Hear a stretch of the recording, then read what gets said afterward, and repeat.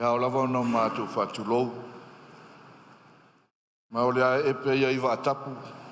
Whatai baunga o ao. Pa ia ma mamalu o Samoa. O lea o mamala e le whasonga o ao ma lea tu whalasa. O le pa ia masa e le avea a mata mai lava i saua se e pa ia le ana lenga. I le Afioga puai. O fionga lea o mamalu o le malo ma lau masiofo. Afioga i sui o le fono sui tō fia ma o tō masiofo ma whaletua. Pio lau fionga le whamasinsili ma le vasenga o li'i ma tamaitai o le whamasinonga. Pio lau o fionga le Ali'i Palemia, o fionga le Sui Faipule. Fionga i minista ma sui minista o le kapeneta. Pio lau o fionga le taitai o le tuangai. A mai se o fionga le whamawhetalai ma le malu, sui ma malu uma, Palemene o Samoa. Paia lava wā tama ma ainga ma la tu tama. Le usonga tu mua mapule, i tu au ma la taua, ainga le taima le waa o fonti. E whapito au ngafa se whamatalanga, ia wā le tapua inga si o Itūmālō pele. Tulou na ale no fo hawhawhia ngainga ma tō whaletua, ia ma le ainga sā le vi. Ia fio le matua ia tō whaiono, fio asim pātū, fio ainga e tolu, lara taita māpua ma manongi a manu, ma le no fo tu ainga ia fuata. Tainane le pa iau usoli, fio ainga ma alo ma le toa, lara taitanga ma salaitia, lua lau niu na sai lua mani moa na whakatau. A fio e fo ialo sina ma ainga, sua i tui sa mau, lara tai le whare tolu ma le vaina repa. Turona fo ila fio usoli, le matua ia leo polu, a lara tai a toa ma fai polu.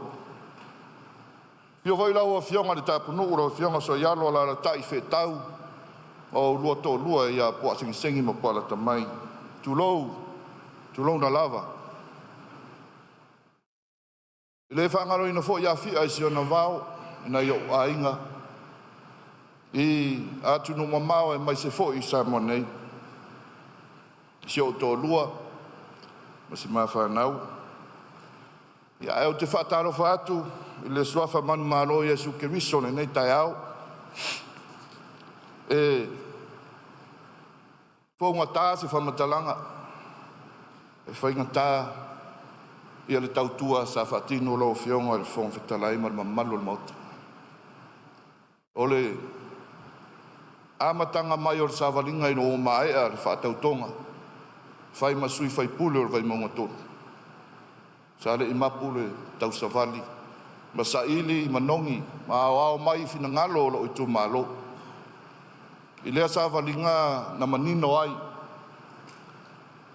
Ma fuli no la tō whā. Ina ia awai e opongi. Ia wamon muritai. I le whainga mālo wa tūrai nei. Na o fionga i whainga o fie. Ia le tūlanga e pei ona iai. O lau fo i tari tonunga. O le tūlanga wha Faipule. O se tofi o se au auna. Mo le Itūmālō. Ma e tāwa maingi o langona. A e sili a tea.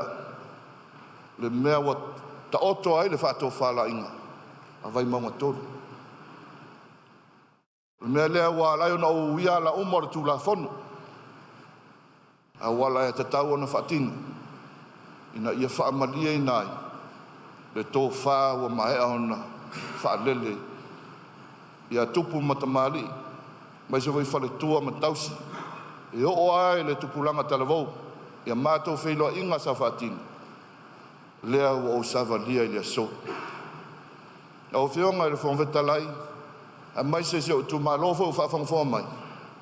A wānginga i lunga le ea. I upenga ta whailangi. Ia le telefo i o Māsal Salonga. A o te tautino atu i loma o lea tua i lea so. E le ai se taui. Po se whaamanu ianga tūlanga ese. Wa ofo ina mai. O te whaia ele nei whai unga. Fua lava le nei whai unga. E tu sai ma le tautonga ina ia tautua lo Itūmālō. i le mea au pito sili i le tūlanga whawhaipule. O mori atu ai fo i la mātou anganga whawhataitele, i la au tau tapua inga, mai se au tau te talo, a o alo whaiva lau tau tama whanau, i whaananga mai a upu whaia mālo, mō nei māsina ua mawai atu. Vele nei lao, ni awanoa, mori fo i whawhataitele, i Afioga le Tai'oali'iseu tuangai, ma le ai tuan maota. Tu sai ma awanoa, sa mātou mafutai. Ia, lo Itūmālō pele, Vaimauga tolu, e le whaingofie, e le tau lava o le savali atu i le si tuan maota. Ai au lava pe ono tau si le fia le a whaamaria ina umai tū o le tūla fonu. Ma o ato e lafo atu le pule, i lau tau whaatou whala inga, fili au tau, se o tau si la fia, e anga waa matala whea ngai, mo le wha wau ina o le tofi Faipule, mo le tātou Itūmālō. Ia lofa mai le tua, wha manuia le tātou Itūmālō, wha manuia ia Samoa ma ona taitai, wha manuia e lau Afioga te whong Talai, ma sui mamaru umo le Palemene. Ala a mātou se e tuangalu, tāpua ia o tau whaiva maranganga whaaloalo, whaafitai. E toi eise si awanoa, e lava sa manatu e lafo atu le awanoa le laitu, e whaamate e whaise upu whai, ui le sa lato mafuta a whai le ai. Ia, le a whai alo leo e whai mawhonga tāmu moli o le nei Palemene. Tai'oali'iseu Fiti Aimaasu, e le whaingofie whaiunga i Taiao whapenei. Ai ua manatu le nei tu o le malu, e le tu ua whaapo e vanga le tātou mafutanga. O whea lava sa asa i eilo sa e le amatanga, a tātou tau nuu mai loa le Palemene, i tātou uma sui mamalu e tau tua ina le tunu. Ai mamoli atu lo mātou wanganga whaafitai tele, whai eilo leo e whai mawhonga tau mamori o tātou whai ngā malo, mori atu ai le nganga whaafitai ono lau tau tua i le nei ono masina sa tātou mafutai. E sa tātou mau e se le ala i le amatanga, o le longo whai, o le tūtā ua le nāmo oe mo le lumana. O mawai fo i atu vasa o tātou whiwhuri tua inga, o tātou whinaunga, ma le tātou lefe malamala mai. A le mauwha vai o lo a langa pe le Palemene le nei. The truth will always set you free. O le mātou whamanianga le nā. O ani futia wa sola māso walu, mātou whamanu atu i lo whamoe moe.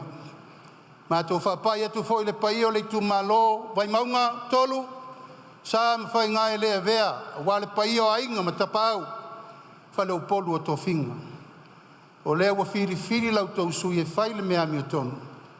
O le upu whawai, o sei loa le ami o tonu a ele whaia, o le anga sala le nai lumo le tu.